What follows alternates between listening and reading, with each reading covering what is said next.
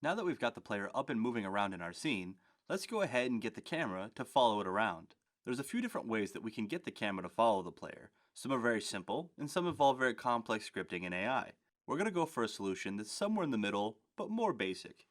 One of the things you might be thinking is why couldn't you just take the camera and nest it underneath the boy game object? Then when the boy moved around, the camera would follow it. Let's try this out and see what the shortcoming with that system would be. Here I have the camera looking down on the player. I've already changed a few of its properties to prepare it for the rest of this step. One of the things that we can notice is the projection has been changed from the default perspective to a new orthographic. If we left it as perspective, we could see that the game would look like this. Instead, we want to avoid that perspective distortion, so we're using an orthographic camera. Next, I've changed the size to have a value of 5. Now that the camera is set up the way I want, I'm going to go ahead and attach it to the boy game object, and we'll see how it behaves.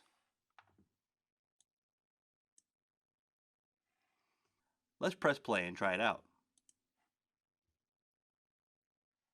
The biggest problem we can see is that the camera rotates very dizzyingly around the player.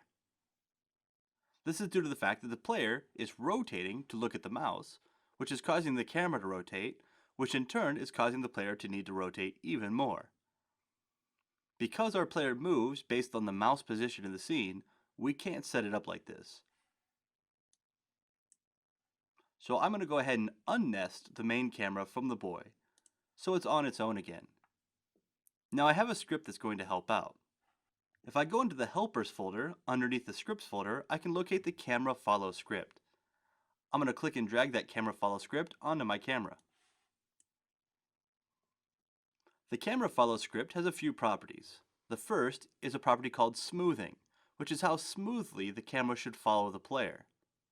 The next is an offset value, namely how far to the left or right of the player, how far above the player, and how far back from the player the camera should sit. I use these default values. However, if you find something that you like a little bit better, feel free to use them. Just know that your scene might look a little bit different than the one in the Zombie Toys project. If we look at the camera follow script, we can see that it's actually quite simple. Besides the variables we need, we simply use the fixed update method. Since the player moves in the fixed update method, our camera will also move in the fixed update method to keep everything in sync. On line 10, we ask the game manager for the player, and we locate its transform, and specifically its position property, and add to it the offset. We then store this in a vector 3 called target cam pos, which is short for target camera position. Next, on line 12, we lerp from one position to another using the vector3.lerp method. Lerp stands for linear interpolation, and basically means that we are going to move from one position to another position over time. We then set the transform.position to that new value. The result is that the camera smoothly follows the player.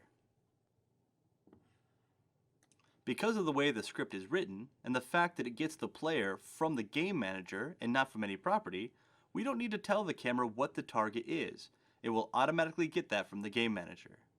This way, we can allow the game manager to tell the camera what's important to look at if we ever needed the camera to look at something other than the player for some effect that we were trying to achieve. Now I'm going to go ahead and hit play, and we're going to see this in action.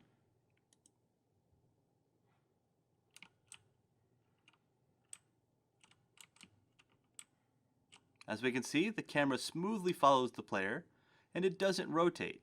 It simply hovers above the player and smoothly moves when the player moves.